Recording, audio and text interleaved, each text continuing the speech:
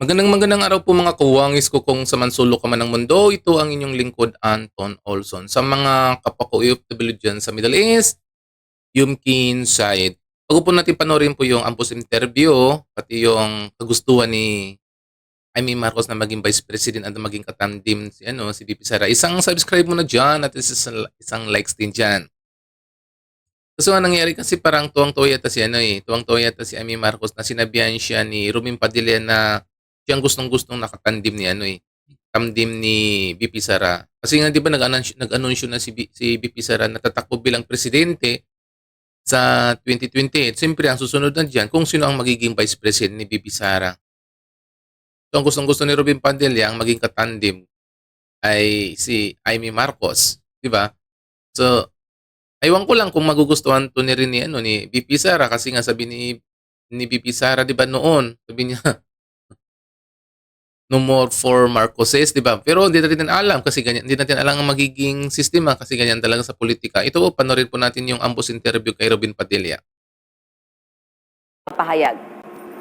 Yung reaction ng sir dun sa pag-announce ni VP Sara ng kanyang presidential bid, will you be supportive of her? Of course. Siyempre naman. Oo. But 1,001,000,000%. Ano ako Sara Amy ako I mean as VP, sir, yun ang tinutulak niyo. You think, sir, handa ang Pilipino sa parehas na babaeng leader po? Panahon na para maramdaman ng mga Pinoy ang girl power. Sara Amy daw, sabi ni Senator Robin. Ay, sadali lang naman. Sir, Si Robin talaga. Well, kung sa bagay, talaga naman forever running mate ko naman talaga yan. Takbo, gapang, luhod, patayo, paupo. Hindi ko naman siya kailanman iniwanan. O, di ba? Forever running mate daw niya si VP Sara. So, ibig sabihin talagang gustong-gusto niya talaga na mag-run for vice president.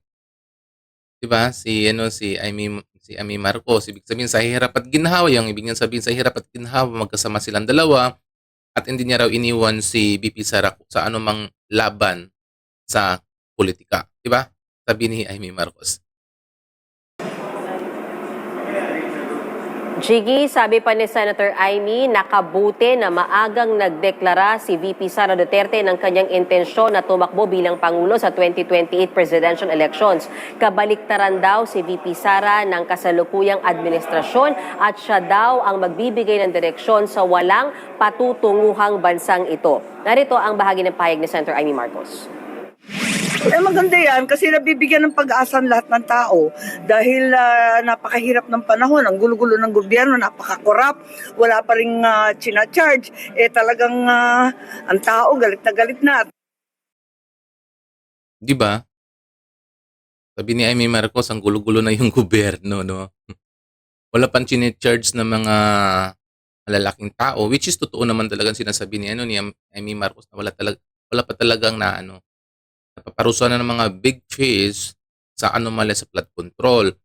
Pero balik tayo dito sa sa kagustuhan ni Robin Padilla na maging Vice President si Amy Marcos. Siyempre marami diyang marami po diyang magtataas kilay. Dahil unang-una 'di ba si Amy Marcos 'di ba binansagan na namamangka sa dalawang ilog, 'di ba?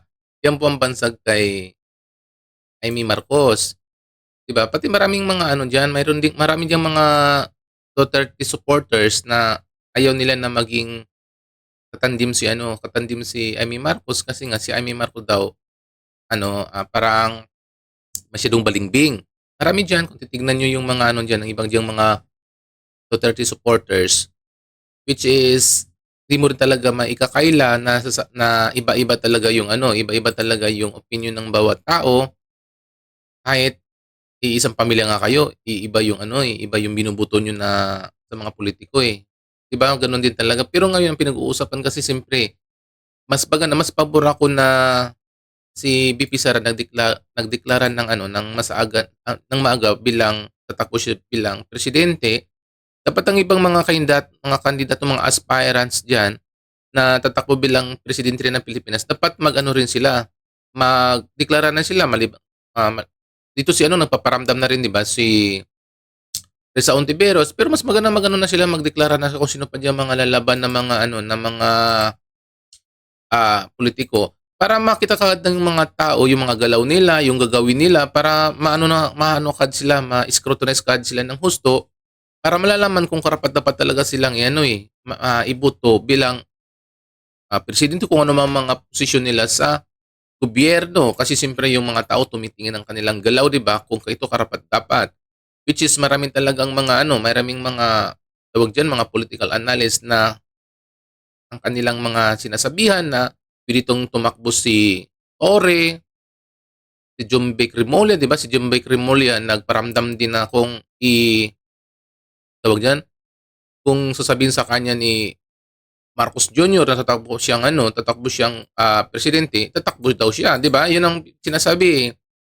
Pero wala pang nagdedeklara. Ang pinaka talagang matapang diyan, talagang nagdeklara si VP Sara lang talaga. 'Yun talaga yung kanyang yan talaga ang kanyang personalidad ni VP Sara, matapang. Pero kung ang kukunin talaga niya na Vice President si Amy Marcos, hindi po natin alam kasi ang nakakaalam naman niya si VP Sara kung kukunin na talagang Vice President si Amy Marcos sa kandidatura.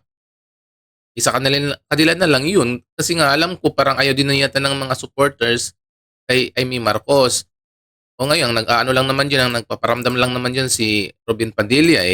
Ayaw naman tumakbo ni Robin Padilla bilang Vice President.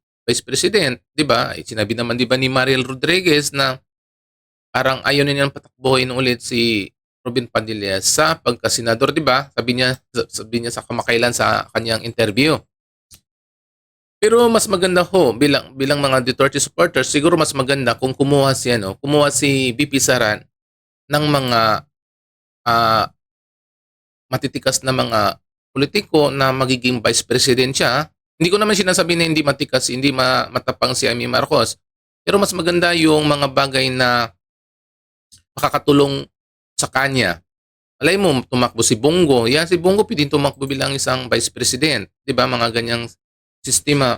Kasi nga ito kung kukunin to ni VP Sara si Amy Marcos, maraming diyan talaga sigurado po diyang tataas kilay at maraming diyang mga magkakaroon ng mga negative na mga komento kung bakit kinuha niya pa to si Amy Marcos, which is Marcos na naman.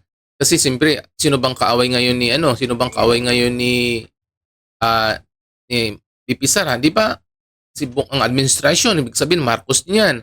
So kung kukunin niya ulit ito si Amy Marcos, so another Marcos na naman.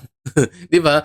Parang walang katapusan na parang mayroong Marcos pa rin naka-attach sa mga matataas na posisyon. Yun lang yung mga opinion na sinasabi ng ibang mga tao. Marami po diyang mga mas magagaling na mga politiko na pwedeng mag-run for politics as a vice president. Pero ang masusunod pa rin yan, siyempre may mga advisor yan si VP Sara, hindi na natin maiwasan niya, may mga advisor yan na kung sino talaga ang pwedeng isama sa kanyang presidential election sa 2028. So yan muna mga kababayan ko, yan muna yung update natin sa ngayon. Sa mga hindi pa din nakasubscribe, please subscribe my channel. Sa mga kapwa ko OFW, masalam.